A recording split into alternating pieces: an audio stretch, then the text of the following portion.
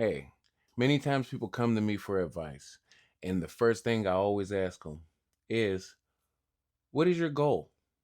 Let's talk about it. Welcome to Righteous Reps. Cue the music.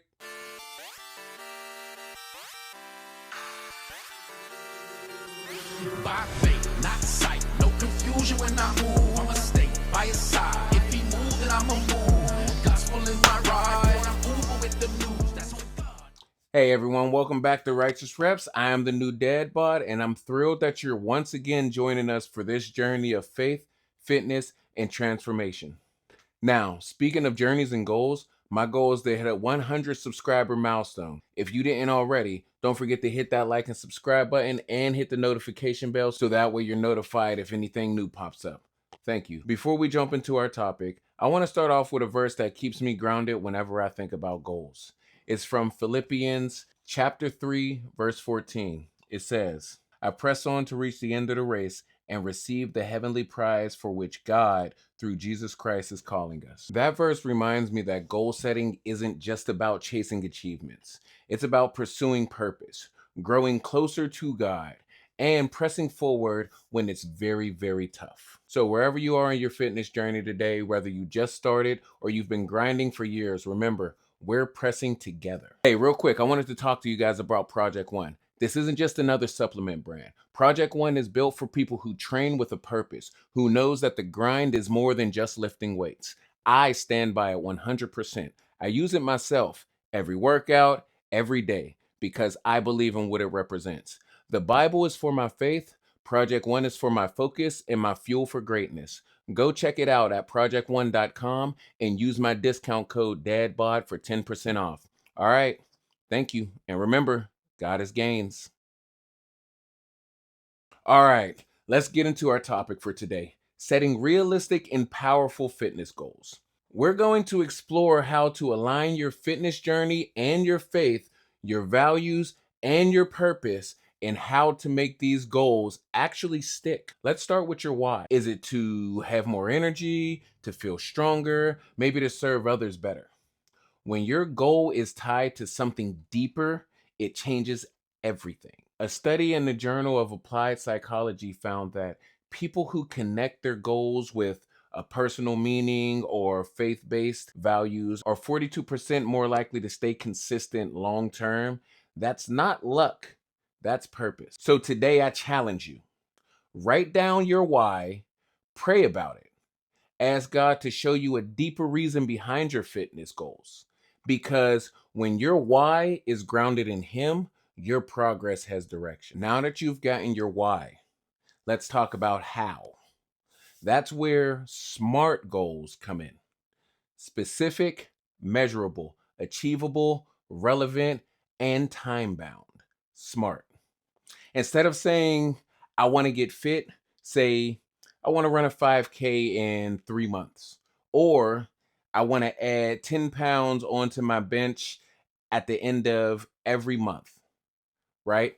Different things like that are SMART goals. It changes your mindset. Studies in the American Psychological Association show that people who set clear, measurable goals increase their success rate by up to 90%. And Proverbs 21:5 reminds us, the plan of the diligent leads surely to abundance. Planning and patience always goes together. So make your plan and trust God with the process. In 1 Corinthians 6:19 through 20, Paul reminds us that our bodies are temples of the Holy Spirit. Taking care of our bodies isn't about vanity, it's about stewardship. When you lift, stretch, rest, nourish yourself, you're honoring what God created. A 2020 study from Frontier Psychology shows that faith-based motivation often leads to a stronger self-discipline. Why? Because it gives your effort eternal purpose. So, next time you work out, think of it as a worship. Each rep is gratitude and motivation. When I first started, I went way too hard. 5 workouts in a row, strict meals, and by week 2, I was done. I was a little bit burned out. I'm not going to lie. It wasn't until I started small that things began to change. I told myself, just 10 minutes a day, move, walk, stretch, anything. Those 10 minutes turned into 30, then turned into an hour, then turned into 2 hours, then turned into a routine. Zechariah 4:10 says, "Do not despise these small beginnings, for the Lord rejoices to seek the work begin."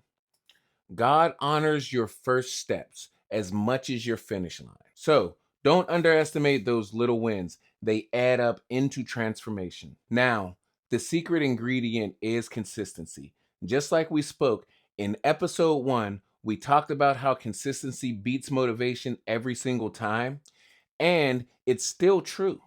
You don't have to be perfect, you just have to keep showing up.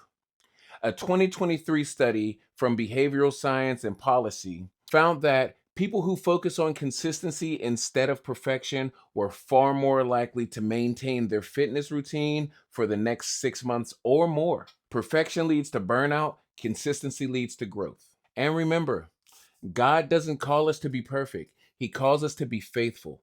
Luke 16:10 says, "Whoever can be trusted with very little also can be trusted with much." When you're faithful in the small things like your daily workout, you build strength in everything in your life. Thank you for joining us today. I hope that this episode helped you refocus your goals and reminded you that your body and your purpose is a gift from God. Remember, it's all about progress, not perfection.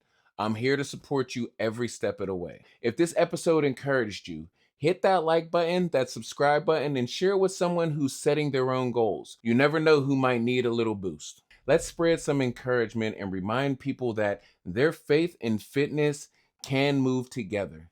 See you next time from Righteous Reps. Stay strong, stay faithful. Peace.